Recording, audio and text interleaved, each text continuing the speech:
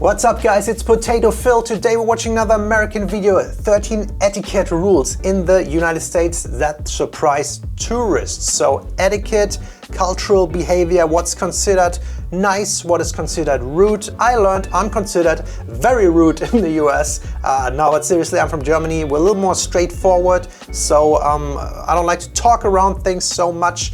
And I'm very curious what they're gonna say, and I'm pretty sure I can relate to some of them. So here we go. Etiquette rules. So our parents teach us to be polite, but what you learned as a kid doesn't always apply when you're in another part of the world. True. So if you're heading to the US anytime soon, Personal I've bubble got some and tips stuff. for you That's on what comes to we mind. Americans consider the rules of etiquette, and some stuff that's totally okay in the US that other countries might consider rude.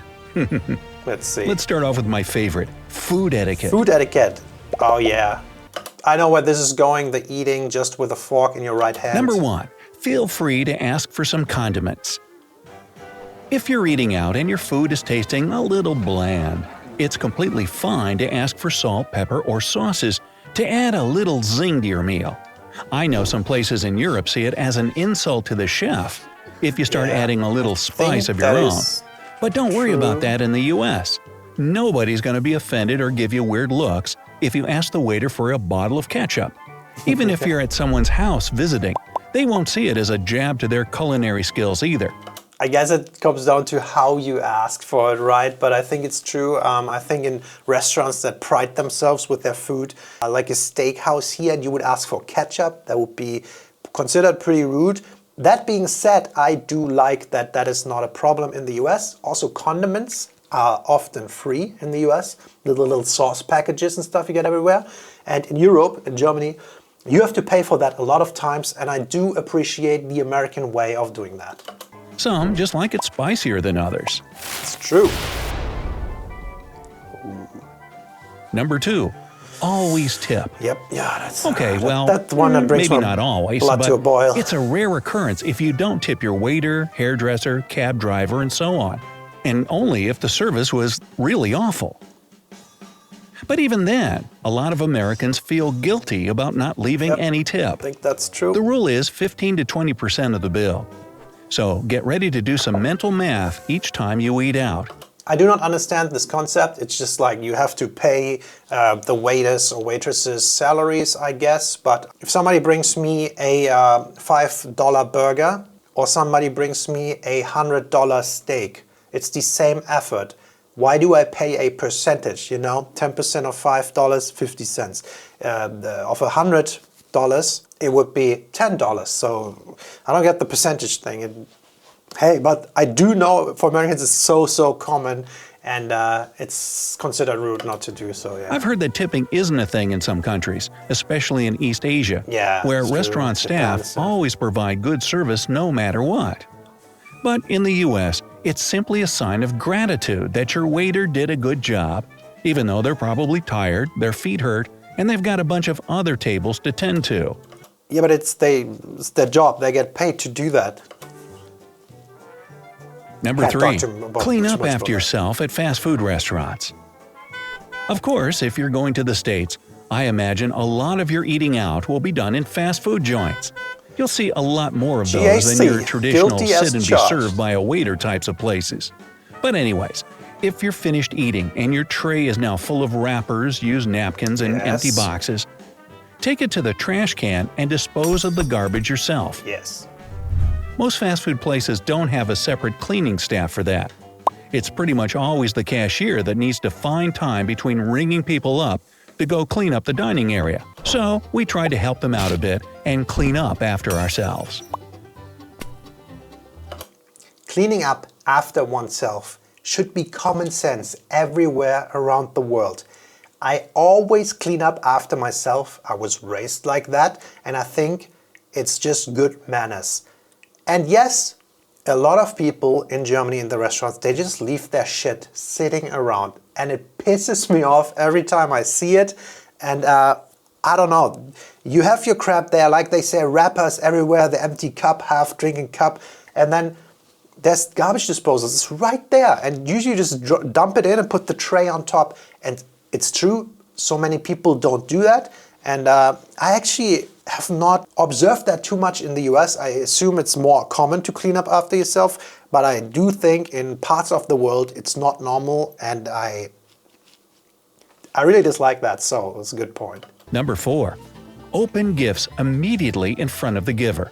Yeah, that's true. Now, it's I so was pretty weird. surprised when I found out that giving them opening a early. gift as soon as you get it is Congratulations considered to your bad birthday manners early. in certain parts of the world.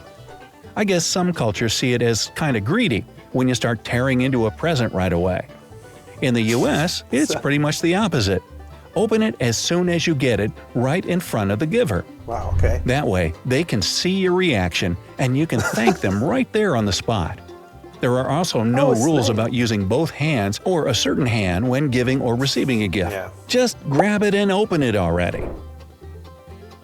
That's interesting, and it's true. I think in Germany, very common birthday parties, you get all the gifts in their wraps, you collect them somewhere, and then when everybody's gone, the evening or the next day, then you open it. Number 5. Be ready for small talk. Oh yeah. How about that game last night? Whew! When's this weather gonna let up already? Yes, Americans love small talk, so don't be surprised if a stranger just starts chatting with you while you're waiting in line or sharing an elevator. Yeah, it's so uncommon. It could be sports, the weather, traffic, anything just to have a short, light conversation. I can't really say why we like talking to people we don't even know, but I mean, if you're sharing a space with someone, are you just going to totally ignore their presence? That'd be awkward. That's what we do in Germany. We totally ignore these people. And I do like the small talk aspect. I'm just so bad at it, and it makes me so uncomfortable. I'm like, oh, yeah. Like Americans come to you like, how are you doing? And I'm like, I don't know, man. What do you want to know? But yeah, that's definitely something that takes tourists by surprise. And I think we should do that a bit more, especially in Germany, because these awkward silences, they're everywhere, every day, and just like ignore people, stare at the ground, and you're like, oh yeah, so. And you'll get asked how you're doing a lot, even by strangers. Yes. It's usually waiters and cashiers that'll greet you with a, "Hi, how are you today?" But they don't really want to know how you are, They just want to say, "Oh, how you doing? Oh, good, how are you? Oh yeah, good too, yeah." And then it keeps going, There's like this dance they do. Just answer with fine, and you? Even if just answer with fine at you. Do not tell them how you feel. Just say fine and you. That's it. you're not exactly having a fantastic day. Exactly. Number 6. Expect a lot of smiles. First of all, let me bust the myth that Americans constantly walk around smiling ear to ear. Never heard that. Nobody does that, because that'd be weird. But again, if you're sharing a space and making small talk with a stranger, or maybe someone opens or holds the door for you, they'll smile at you. And it's polite if you do the same. Cashiers and waiters also greet you with a big friendly smile. I feel like this video is a little bit common sense for the, I don't know, I wanted to say uneducated, but maybe the children or something like, hey, if somebody's nice to you, maybe smile, it's very common. But I do notice things. First of all, land of smiles, it's not America, it's Thailand, I think. And there's different cultures. Thailand lately had a lot of Russian immigration, so I do notice there's a big difference. These people smile a lot. Russians, in their culture, smiling is considered a sign of weakness or like putting yourself below the other person, something like that. So yes, there are big differences. But I don't really feel spoken to with this point because I feel like it's also just common courtesy. If somebody's nice to you, smile. I read somewhere that this goes back to our early history as a country built by people who all spoke different languages. They didn't understand each other all that well, so they just smiled. But I still think we just like to be open and kind. Number 7. Respect the bubble. Now here's a pretty funny thing about Americans. We're friendly, we love to chat, but we also really like our personal bubble. The unspoken rule is to stand about an arm's length away when you're talking with someone. We're also not too big on touching during conversation, because this can be misconstrued as a way of flirting. Of course, the rule doesn't apply with close friends and family, but still, even then, most Americans aren't too touchy-feely. Number 8. And definitely no kissing. I know in countries like Spain and France, people often greet each other with a peck or two on the cheek. There What is might it, be left, some right, Americans left? who greet the European way, but overall, we don't kiss each other as a way to say hi. Again, my personal bubble is my sanctuary, so don't come in it with puckered lips ablazing. Mwah, mwah, mwah. It's best to just say hi, smile, and keep it at that. Anybody remember that Friends episode where Chandler and Monica, they're sneaking around and then one of the others catches them kissing and then Chandler's like, hey, I picked up this European thing. We just kiss, saying goodbye, and then he starts kissing everybody, saying goodbye. I just thought of that. That was very funny. I think that should be the common culture. Number 9. Being loud is usually okay. Oh yeah, dude, Americans are loud. The stereotype of the loud American tourist So might many ring countries. true most of the time, since we tend to project our voices, even out in public. I always say Americans speak with so much conviction. They believe every word they say. And it's like, I'm talking for somebody else in this room. I'm in this cart right here. But it is very important that I speak like I am like the spokesperson right now. I have very important things to make, and it's, I don't know, you know what I mean? It's like, that is, I travel all around the world and it's very noticeable. It's not that we're yelling all the time, but I'd say we certainly speak louder than people in Europe or Asia. Is it the I've confidence? gotten some friendly I don't know. reminder to take it down a few decibels when visiting my friends abroad. But hey, if you're ever in the States, feel free to laugh out loud or get particularly animated while telling a joke. But of course, there's a time and place for that. You still have to hush down in places like libraries. Shh. Number 10. Indirectness is politeness. So here's the thing about Americans. A direct, no, I don't want, or like that, is seen as pretty rude. But if an American gives you a polite, no thanks, I'd rather not, I feel like that's even, they don't do that. They just say some completely other sentence and just change around it. And I'm like, didn't you hear my question? And then they're like, oh yeah, but blah, blah, blah. I'm talking about something else. Yeah, I get or that. It's very, I don't think that's the best idea. That doesn't mean that they're on the fence about it. No means no, even if it's said indirectly and super politely. It's frowned upon to try and convince. You have to decipher it a little bit as a German. You're like, hey, would you like some of my self-made guac? And then like, oh, I ate the crackers and the other stuff. I'm like, so do you want it or no? And yeah, it's just, you expect a no thanks or whatever, but I noticed that a lot, so you have to decipher a little bit what they actually tell someone to do something or change their mind because it's seen as pushy and disrespectful to their wishes. Number 11. Yes, I sit wrote in the down back seat of a cab. Now this is something interesting I found out about Australia and New Zealand. There, it's considered rude to take the back seat of a cab because it's almost like you're showing that you expect to be chauffeured by someone who's lower than you. Okay. Well, don't worry about that in the US. In fact, you should ride in the back seat because the driver might give you a weird look otherwise. It's not an elitist thing, and you can still make friendly small talk from the back.